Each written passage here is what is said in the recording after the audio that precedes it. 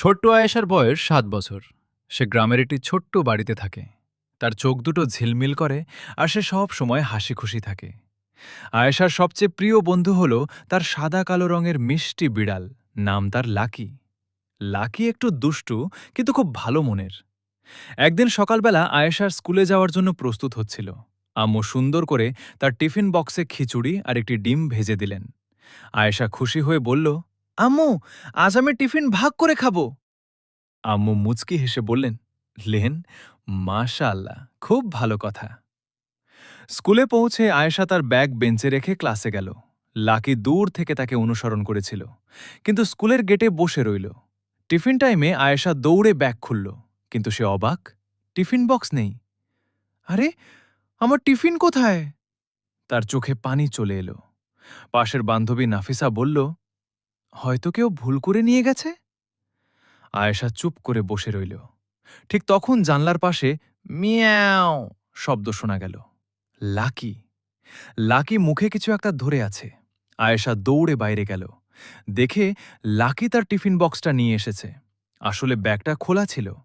Tiffin box মাটিতে পড়ে গিয়েছিল, আর লাকি সেটা দেখে মুখে করে তুলে এনেছে। আয়েশা আনন্দে লাকিকে জড়িয়ে ধরল। লাকি, তুমি তো আমার হিরো! কিন্তু তখন সে খেয়াল করল, বক্সের পাশে আরেকটি ছোট রঙিন চামচ পড়ে আছে। এটা তার না। আয়েশা ভাবল, এই চামচটা কার? সে চামচটা নিয়ে ক্লাসে ঢুকে বলল, কারো কি রঙিন চামচ হারিয়েছে? একটি চুপচাপ মেয়ে হাত তুলল।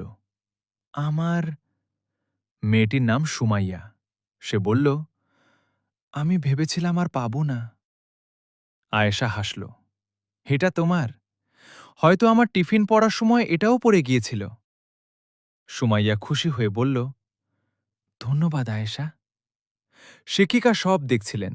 তিনি কাছে এসে বললেন, আয়েশা, তুমি খুব সুন্দর কাজ করেছ। হারানো জিনিস ফিরিয়ে দেওয়া খুব বড় গুণ। আয়েশা লাজুক গলায় বলল, আমি শুধু সত্য কথা বলেছি ম্যাম। শিক্ষিকা হাসলেন। সততা সবসময় আমাদের সম্মান বাড়ায়। টিফিন টাইমে আয়েশা তার খাবার সুমাইয়ার সাথে ভাগ করে খেল। লাকি জানলার বাইরে বসে লেজ নেড়ে তাকিয়ে আছে।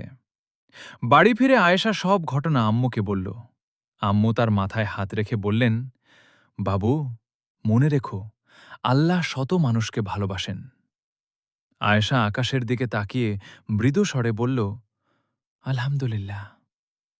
লাকি তার পাশে গুটিসুটি মেরে শুয়ে পড়ল। ঘরটা যেন আনন্দে ভরে গেল। সেদিন থেকে আয়েশা আরেকটা কথা মনে রাখল, কিছু হারালে কাঁদার আগে খুঁজতে হয়, আর কিছু পেলে তা ফিরিয়ে দিতে হয়।